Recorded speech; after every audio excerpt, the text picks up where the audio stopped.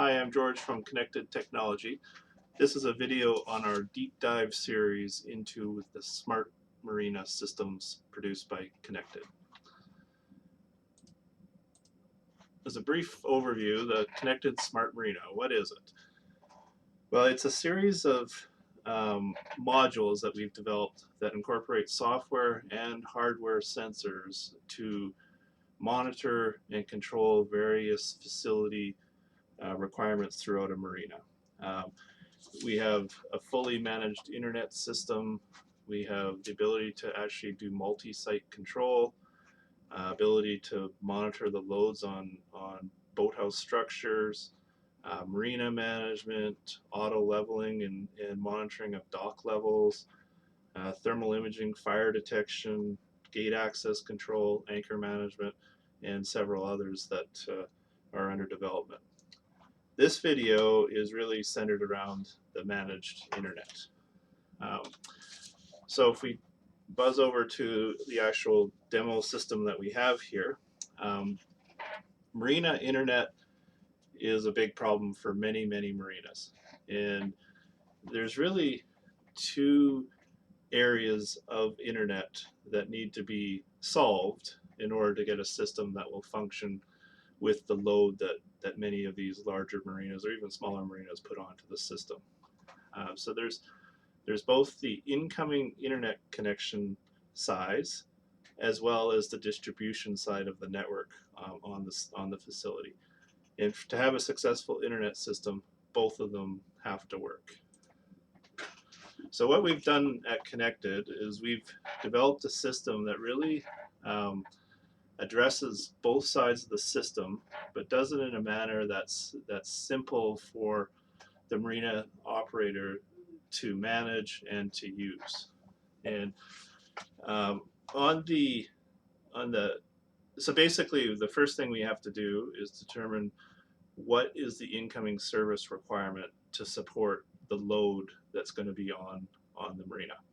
And that's going to vary between marina size, the construction of the marina, whether it's closed boathouse slips or they're open slips, what the physical shape of the marina is, as well as what amount of data and the bandwidth, which is the internet speed that the marina wants to supply to their moorage holders.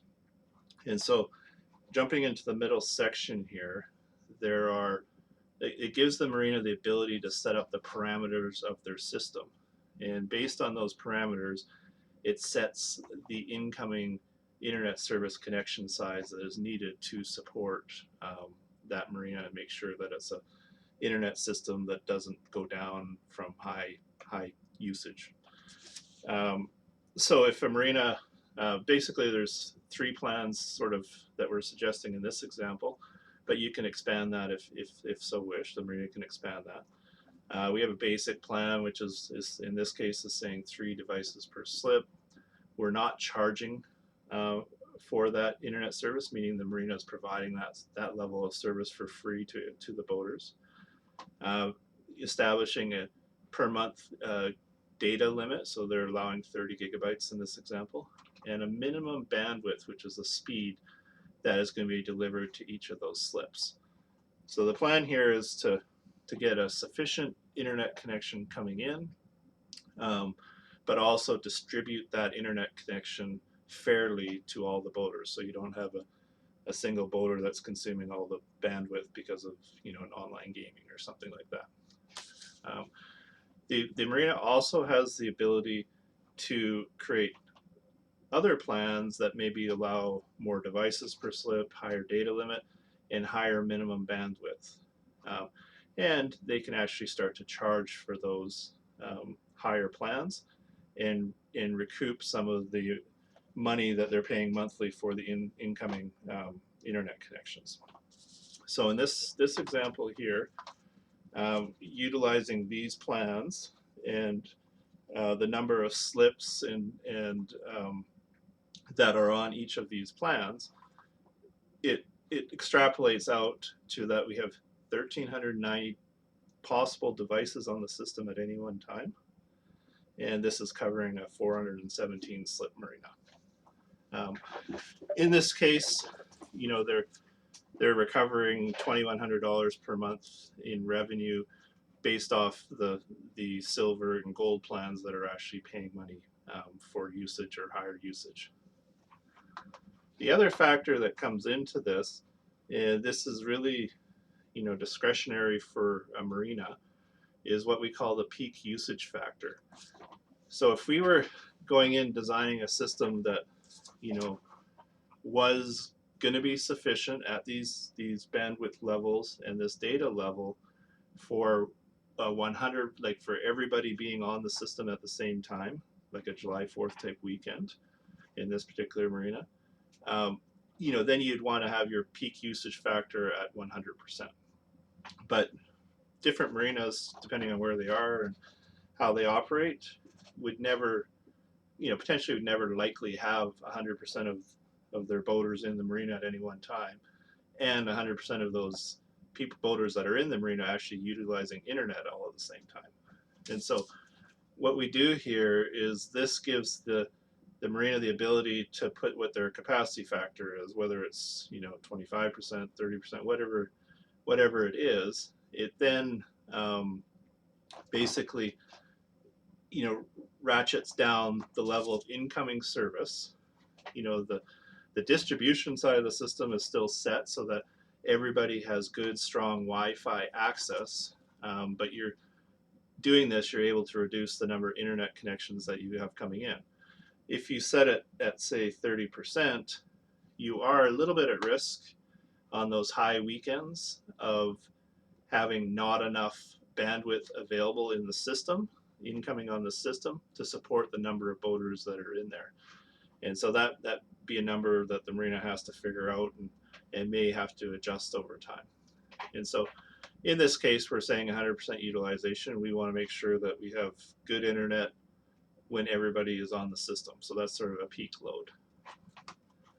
Based on that, 100%, we're saying the capacity that we need based on these different plans and the number of devices allowed per slip and the minimum bandwidth required, we need a bandwidth of 3,740 megabits per second for the system to provide enough data for everybody on the system if they all are using it at the same time.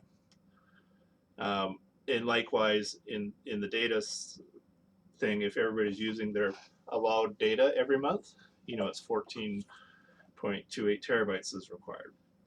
So based on these examples, the system's saying, we're requiring 16 internet services coming in. And if you hit this button here, it's showing what all those services are. We have the ability to provide high-speed 5G internet service coming in, but we don't necessarily have to use just our service on the system. If you have broadband or fiber coming in or Starlink, all those other carriers can also connect to the system. So when we have multiple internet systems coming in, what we do is we aggregate them together to be a extremely high-speed system with a lot of available data that can be used, and ensuring that there's fair distribution to everybody. It's distributed based on these parameters on what slips are allocated with each of these different plans.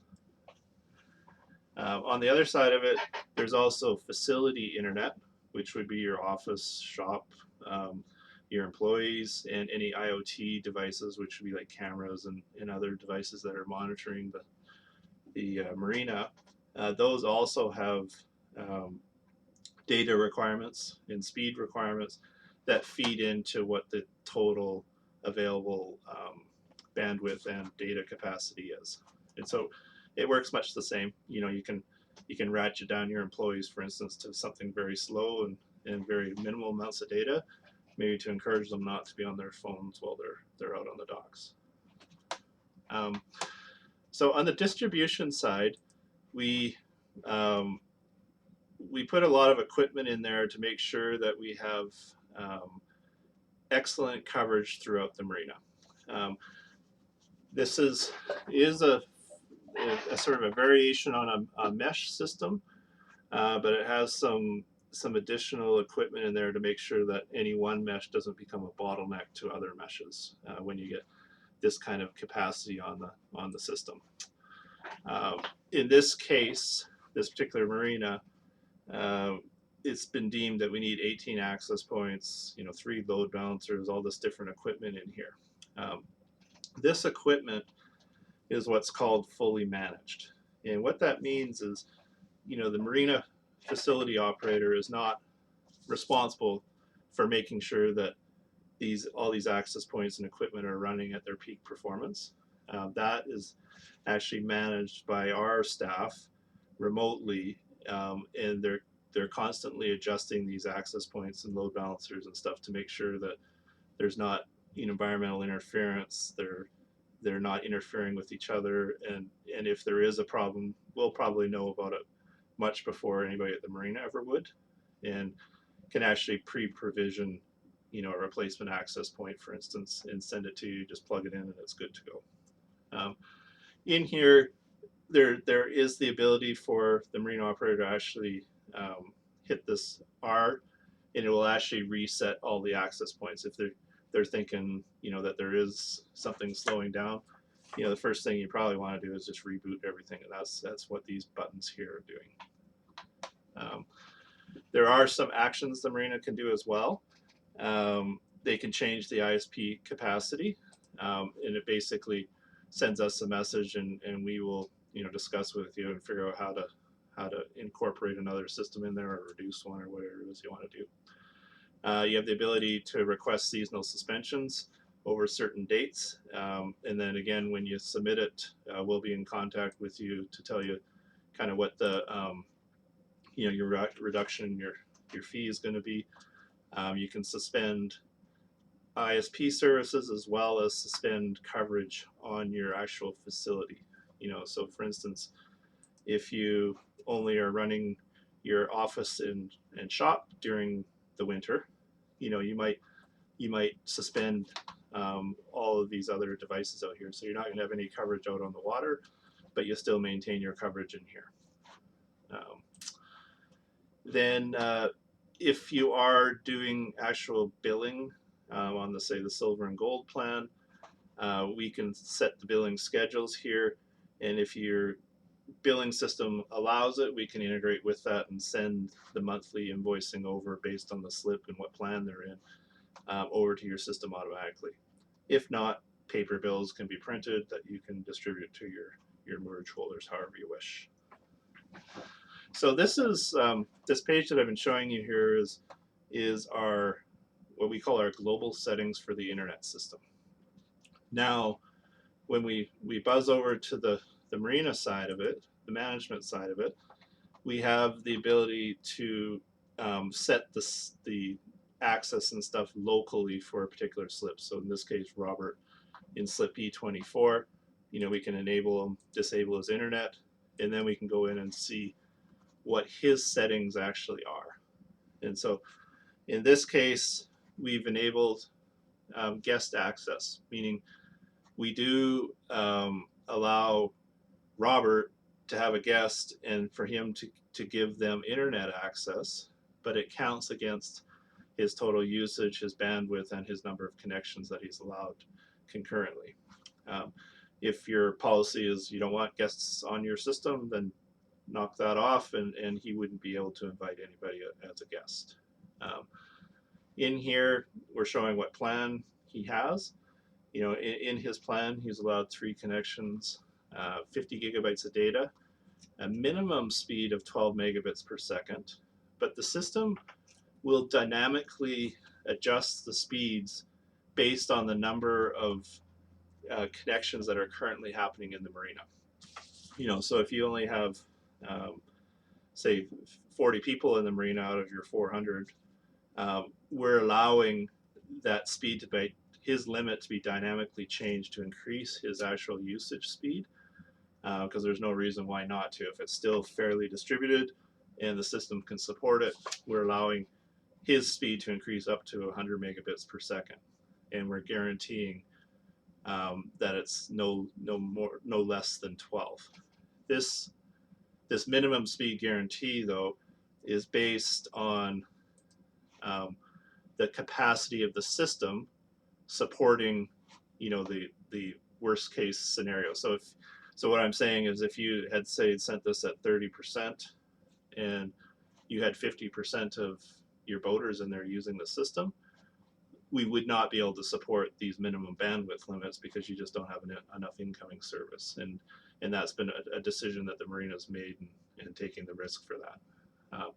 If we're recommending what's the best case to do, it's probably in the 80 to 90% range is probably make sure that you're safe all the time. So getting back over into the other things that we got going on here, and it's saying right now where the system status, the speed is being throttled due to the load on the system. So we're not up at 100 right now. We're throttling it back to 31.2 to make sure that there's fair usage for everybody that's currently in the marina using the system. He's used 15.67 gigabytes of data so far this month, and he currently has 3 connections, which is his limit on the system right now. Over on the right-hand side here, we have the current connections that are associated with slip E24. So we have the owner slip, he has an authorized user, and he also has a guest user on the system right now.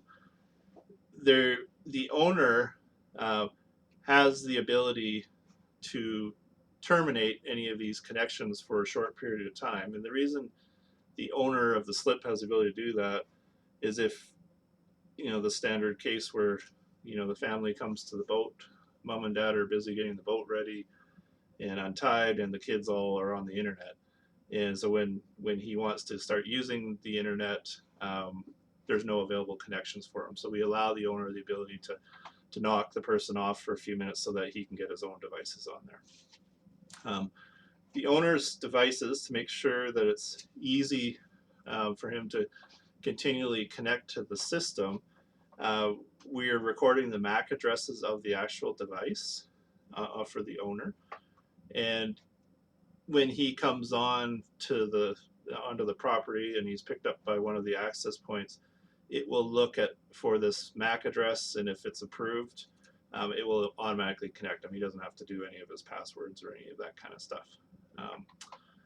The authorized users are people that the owner has authorized to be on his internet connections, more kind of long term, so family members, those kind of things, where guest users are more short term and they're granted access only for a short period of time typically.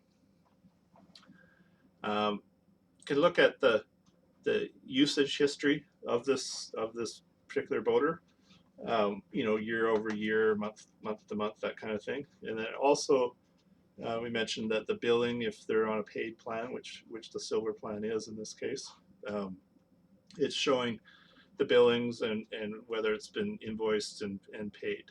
And so the status stuff, invoiced, is a status that comes from our system, but whether it's paid or not would be only relevant if it has a connection to your accounting system that can feed back the information to our system. So that sort of is how the internet system works at the marina level. There is another internet product that we also do, which is termed the mobile marine internet.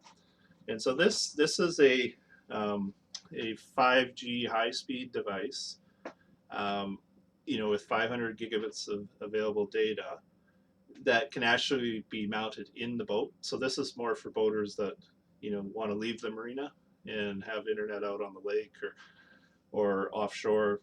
Probably about 20 miles offshore is about the extent of where it'll reach in most places. But it gives them, onboard internet. And so what this is in here is the marina has the ability to sell them the device, the plan, and if they want to add a new account, they can just hit a button here. If they're a moorage holder, it will automatically bring in their information from their slip. So their sort of contact information for their account. They enter in a SIM number, the device serial number or IMEI number, and they submit it, and then it will automatically transmit to us, and the account will be enabled, and it'll be functioning within 1 to 24 hours, depending on how many requests we got at any particular time. So that's another method of getting high-speed internet, for whether it's a super high usage person or somebody that wants to use the internet not in addition to when they're at the marina. So we're going to continue this series of videos and start to go through some of these other modules that you'll see listed on this side menu here. So keep posted. Thank you.